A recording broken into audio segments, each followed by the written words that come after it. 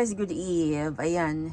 Ngayon lang namin kakainin yung usichi at saka uzoni ito. Uzoni. Sabaw ng ano sa New Year's ng Japan na tradisyon nila. Ayan. Na-prepare ko na yan. And then, ayan, bumili ako ng shortcake. Isa kami ni Bunso. Ayan, mga umami, black, kurumami yan. Yan ang kinakain nila dito pag New Year's Eve. Ayan. Nakaano timplado ni hamaguri yung ano, ayan.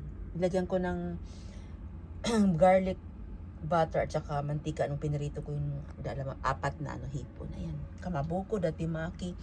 Salmon daw yan, kamaboko. Yung green nga matcha yata yung flavor hindi na orikiri na ubos na.